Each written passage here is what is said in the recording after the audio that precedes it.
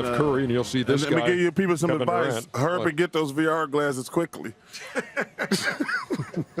Why is that? Might be quick and painless around here. Kevin Durant joins us now.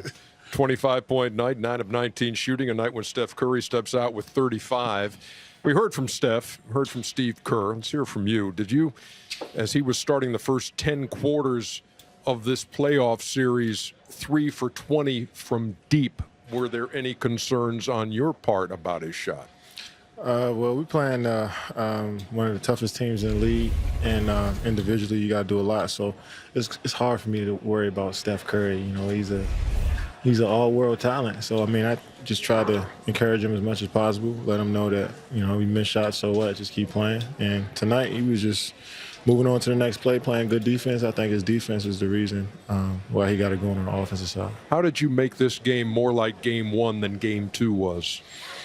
Well, we defended well. You know, we didn't give up straight line drives. That's what this team thrives off of. You know, James getting into the paint, CP, and then they throwing out the shooters. And I thought we did a good job of just staying in front. We all know Steve Kerr to be a very incredible, nice guy. Played for Steve. Never seen him get mad.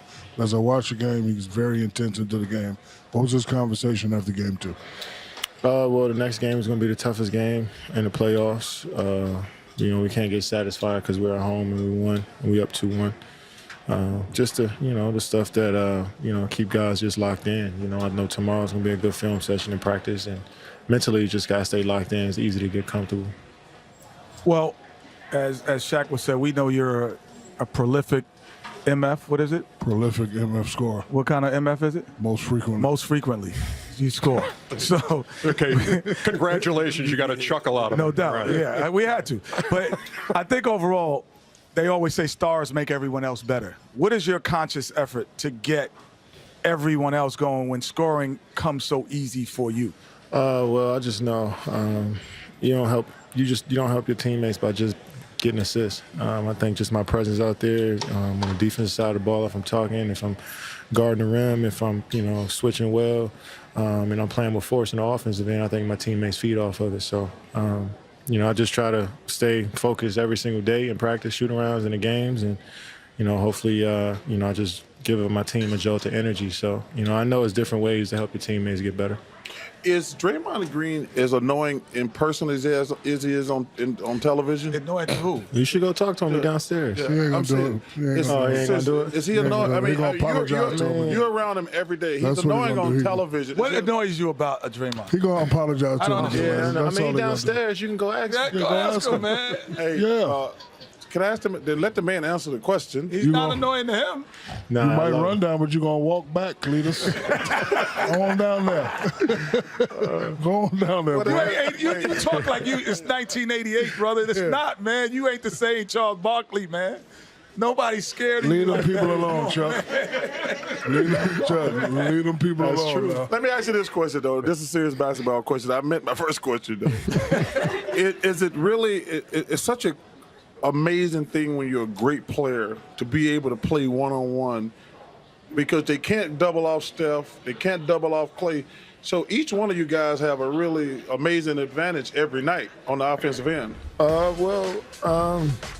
They do a lot of helping off of, like, you know, guys like Draymond and Andre, and stay home at the shooters on the wing. So, you know, I just try to read the defense. You know, if I see if I can shoot over somebody, I can use it. Well, you notice on all those plays you're one-on-one, right? Well, that's just all it makes. I mean, that's not the whole game. So, Kevin, I got a question I always want to ask you. You're 6'11", 7 foot. How the hell did you convince the coaches to let you play guard? I want to play guard. And they told me, nah, Shaq, you got to get down there in that post. You have to be able to move to play guard. yeah, I was a little skinnier than you were. I moved past you. See, there it is. Chuck, Google me, baby. I moved past you in every category.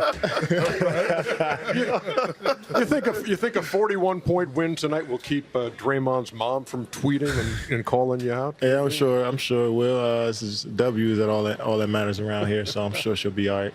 And you know, two things actually. The next step for your team, like we see how good you have been. What is the step that's missing, or that you're not even missing, that you're trying to get to?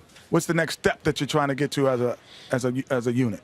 Well, it's just about for us. It's just focusing in every possession. That's hard to do, especially when you're trying to win the championship. Does it get boring only because you guys do score so easily?